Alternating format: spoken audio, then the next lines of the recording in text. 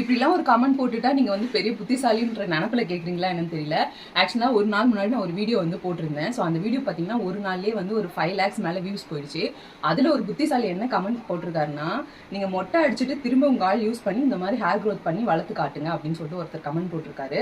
அதுக்கு 3 பேர் reply comment வேற போட்டிருக்காங்க. அதை வந்து பாராட்டுற மாதிரி. அதுல ஒரு பொண்ணு வேற, பொண்ணுக்கு பொண்ணு தான் எதிரி அப்படிங்கிற மாதிரி இருக்கு.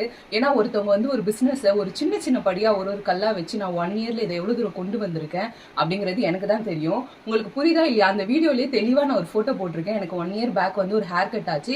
அந்த பிக்சர்ல பார்த்தாலே தெரியும் என்னோட ஹேர் வந்து இவ்வளவு லென்த்துக்கு வந்து என்னோட ஹேர் கட் பண்ணியிருப்பாங்க. அதுக்கப்புறம் 1 yearல என்னோட ஃபுல் லென்த் நான் கொண்டு வந்திருக்கேன் அப்படிங்கறது முதல் கொண்டு நான் மென்ஷன் பண்ணியிருக்கேன். இதுல வந்து உங்களுக்கு என்ன, நான் இன்னும் மொட்டை அடிச்சுதான் இதை ரிவ்யூவா சொல்லணுமா அப்படிங்கிறது எனக்கு தெரியல. ரொம்ப சில்லித்தனமா இருக்கு. அண்ட் இந்த நெகட்டிவிட்டி கமெண்ட்டுக்கு ஏன் நான் ரிப்ளை பண்றேன்னா, மேக்ஸிமம் நான் வந்து நெகட்டிவிட்டிக்கு ரிப்ளை பண்ண மாட்டேன். இது ஏன் பண்றேன்னா, எங்கேயோ ஒரு இடத்துல என் ஹேர் ஆயில நம்பி வாங்கணும்னு நினைக்கிற கஸ்டமருக்கு இது ஒரு நெகட்டிவிட்டியா அவங்க மனசுல போய் உட்கார்ந்துடக்கூடாது. ஸோ அதுக்காக தான் இந்த ஒரு வீடியோவே வந்து நான் எடுக்கிறேன். அண்ட் நம்ம ஹேர் ஆயிலோட ரிசல்ட் வந்து நான் மட்டும் சொல்ல கிடையாது. நம்ம ஹேர் ஆயில யூஸ் பண்ண கஸ்டமர்ஸ் அவ்வளோ பேர் மனசுல இருந்து ஆத்மாவா வந்து அந்த ஒரு வார்த்தையும் சொல்றதை வந்து நீங்களே பார்க்க முடியும். ஸோ அவ்வளோ பேருக்கு நம்ம ஹேர் ஆயில் வந்து ரிசல்ட் கொடுத்துதான் இருக்கு.